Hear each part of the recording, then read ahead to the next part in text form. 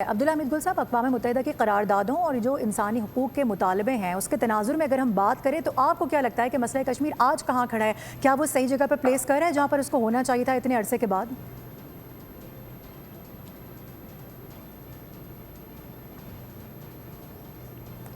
अब्दुल्ला कि हमीद अक़वाम मुत्तहिदा का किरदार ना होने के बराबर रह गया। गजा वॉर के बाद एक्सपोज हो गया। इजराइल और अमेरिका और ईरान जंग के बाद अक़वाम मुत्तहिदा बेबस हो गया। हद यह है कि पाकिस्तान की जो खैर सगाली की कोशिशें थीं, जो सिफारती कोशिशें थी, उनके ऊपर सेक्रेटरी जनरल अक़वाम मुत्तहिदा एंटोनियो गुतेरेस दुआएं मांग रहे थे कि यह कामयाब हो जाए, यानी कि बात अब उनकी बेबसी की यहाँ नजर आती है। हाउएवर देखें, कश्मीर और जो इलाकाई सूरत हाल गल्फ के अंदर है वो मुख्तलिफ है।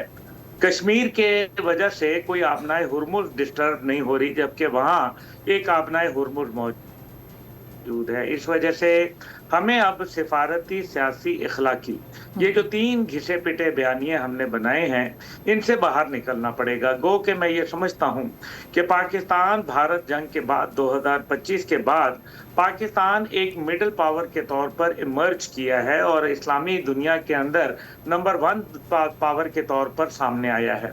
साथ ही साथ जो है, हमने अपनी सिफारती कोशिशों की वजह से जो अमेरिका, ईरान और इजराइल का जो मामला था, उसके अंदर एक तारीख साज किरदार अदा किया, जिससे पाकिस्तान की सिफारती कोशिशें यकीनन अब दुनिया के अंदर 27 की नज़र से देखी जाती हैं। अब पाकिस्तान को कोशिश ये करनी चाहिए कि जब 326 अरकान ने जो यूरोपियन यूनियन के थे, जिन्होंने खतूत लिखे थे और भारत के इस अमल को नाजायज़ करार दिया था, हमें चाहिए कि उनसे रजू करें और अपना जो स्ट्रगल है, डिप्लोमेटिक स्ट्रगल, उसको बढ़ाएं।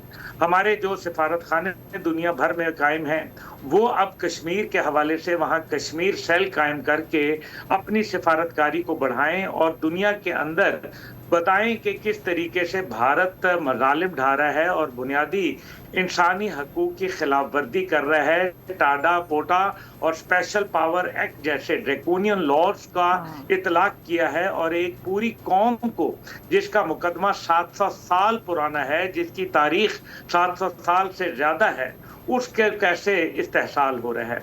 तीसरी जानिब जो हमें काम करने वाला है वो ये है कि अगर भारत की जानिब से कभी भी कोई मिस एडवेंचर आइंदा होता है, तो मेरे ख्याल में अब हमें वो बाढ़ खत्म करनी होगी जो उस जमाने में लगा दी गई थी और कारगिल की जंग के बाद मेरा ख्याल है कि वो अमल दुरुस्त ना था। उसको बाढ़ नहीं लगानी चाहिए थी, क्योंकि ये एक डिस्प्यूटेड टेरिटरी थी, है, और अभी तक तो हम उसको इसी तरह से देखते हैं। अगर बाढ़ लगाते हैं तो जाहिर है वो एक बाउंड्री का सा इफेक्ट देती है। हाउएवर कि पाकिस्तान इसको मानता नहीं है। अभी हालिया जो 2025 की जंग थी, उसके अंदर भी पाकिस्तान ने मुतअद्दिद जगह बाढ़ को शदीद नाकाबिले तलाफी नुकसान पहुंचाया था। लेकिन देखिए, असल मसला ये है कि अवांदर हमें अब मजीद इस चीज को उजागर करना पड़ेगा। तकरीर और तहरीर और सियासी तदबीर से ये काम अब नहीं निकलेगा, बल्कि नारे तकबीर जरूर बुलंद करना पड़ेगा। देखिए, भारत जो है वो दहशतगर्दी की तमाम हदें पार कर चुका, बलूचिस्तान में, खैबर पख्तूनख्वा में, और अब आगाज कश्मीर का रुख किए बैठा है। इस टाइम पे मेरे ख्याल में हमें उसको वही अमल दोहराने चाहिए जो जबान वो समझता है। अब्दुल्ला हमीद साहब, आप सही फरमा रहे हैं कि अमली तौर पर हमें कुछ करने की जरूरत है। एग्जैक्टली, और यही बात आज इस प्लेटफॉर्म से हम भी करने की कोशिश कर रहे हैं।